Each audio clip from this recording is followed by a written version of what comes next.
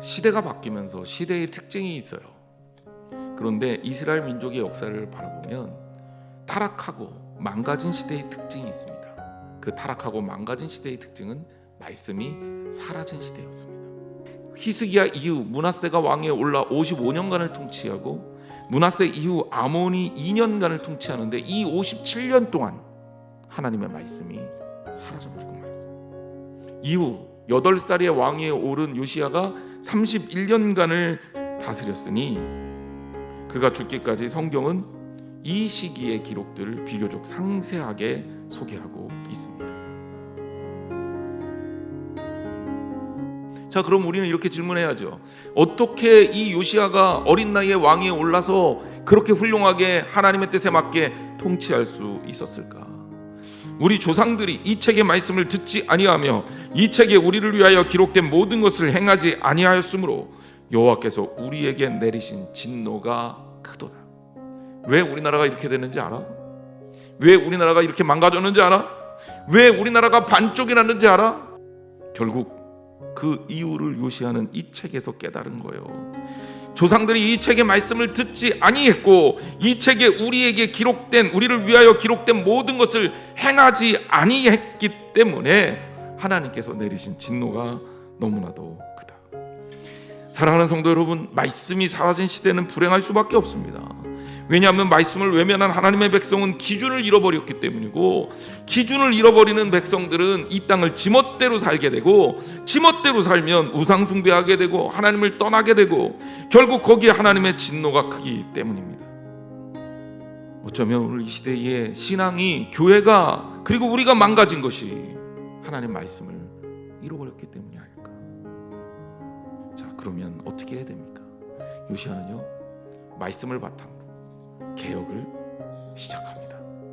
예배를, 제단을 새롭게 하는 겁니다. 그 시대가 어땠는지를 보여주고 있는 부분이에요. 요시야가 하나하나 신앙적인 개혁을, 예배에 대한 개혁을 시작합니다. 교회가 우상 숭배할 때 쓰는 기물들로 차 있는 거예요. 6절에는 성전에 아세라 신상이 있습니다. 그거를 들어다가 불사르고 가루를 만들어요. 여러분, 우리가 이것만 봐도 그 당시에 얼마나 많은 타락이 이루어졌는지를 금방 알 수 있습니다. 종교적 타락은 윤리적 타락으로 이어집니다. 왜? 우상을 숭배하다 보면 허망할 수밖에 없어요. 왜? 거기서 줄 수 있는 게 진리가 없으니까, 실체가 없으니까. 그러니까 사람들이 미신과 쓸데없는 상징과 나약하고 간사한 그런 잡스러운 것들에 취약해지는 거예요. 그런데 사람들이 그거 못하게 하잖아요. 그러면 난리가 나요. 그야말로. 사랑하는 성도 여러분, 옳은 방향을 향해서 나아가는 것은 하나님이 기뻐하시는 겁니다. 옳지 않은데 사람들이 그거 좋아한다고 그냥 두는 거 하나님이 기뻐하지 않는 거예요.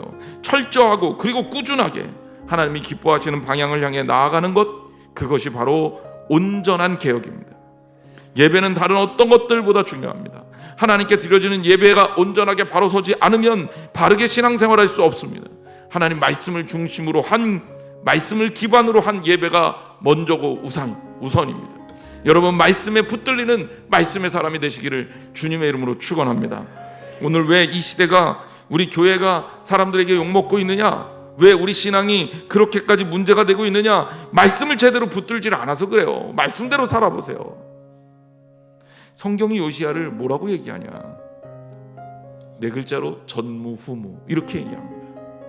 성경이 요시야를 어떻게 평가합니까? 전무후무하다고 얘기합니다. 그런데 왜 그가 전무후무합니까? 성경은 이렇게 얘기해요. 모든 율법을 따라 여호와께로 돌이킨 왕, 하나님의 율법을 지키는데 마음과 뜻과 힘을 다해서 지켰고 결국 그것으로 여호와께 돌이킨 왕은 전에도 없었고 후에도 없었다라는 겁니다. 사랑하는 성도 여러분, 오늘 이 시대에 우리는 정말 많은 정보의 홍수 속에 살고 있습니다. 하지만 그럼에도 불구하고 하나님 앞에서 다시 한번 말씀을 붙드는 저와 여러분이 되시기를 주님의 이름으로 축원합니다.